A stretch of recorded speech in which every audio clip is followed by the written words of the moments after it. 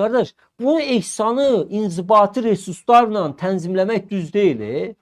Sən əgər istəyirsənsə ki, insanlar banan, ananas verməsin ehsanda, bunu təlimlə, tərbiyənlə, təbliğatla, yoxsa sən polisi göndər 4000 manat cərimələyəcəksən. Qanunda buradan da qazanları səslənir. Qətiyyən onu eləyən cinayət işi açılmalıdır. Bax, buradan mən deyim, ehsan verib verməmək hər vətəndaşın özünün şəxsi işidir. Heç bir dövlət qanunvericiliyində də bunu məhdudlaşdıran maddə qanun yoxdur, olmayacaq. Buna da qardaş, sabah da gələcək toyuvu belə elə, yasığı belə elə, belə gül, belə ağla. Baxın, onda bir sual verin Mahir bəy. Niyə şişirdilmiş toyların abrahəyə salınmasından bağlı söhbət getmir?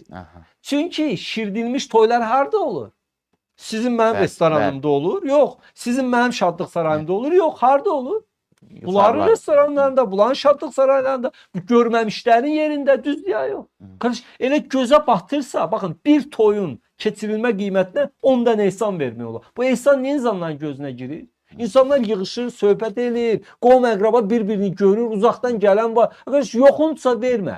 Bax, biz onu təbliğ eləməliyik ki, ehsan nə deməkdir? Ölən, imkanı olmayan gəlsin, yesin. Baxın, ehsan, kasıba, küsübə ehsan versən, imkanı olmayan gəlir, yiyir. Deyir, ya Rəbbim, sən bu rəhmətə gedənə rəhm elə, günahlarını bağışla. Çünki onun evladı, qızı, oğlu mənə qarnımı doydurdu. Yoxundu vermə. Yoxundu bir çay ver. Varındısa ver. İstəmirsən eləmə. İstəmirsənsə məsələn get tələbəyə belə de təhsil haqqını ver. Amma istəyənə niyə sən necə deyə bilərsən ki, yox halva pişir. Limon qoysa sən niyə qoymalıyam bala?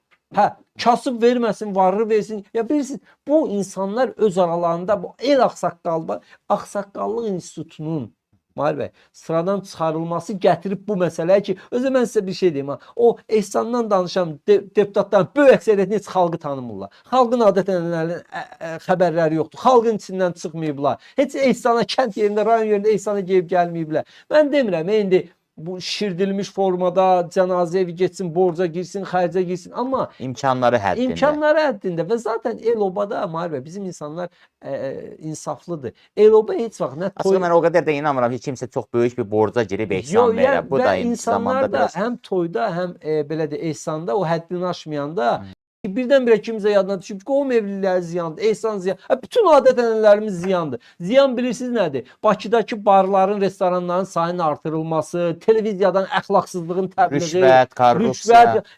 O rüşvət, korrupsiya da öz yerində.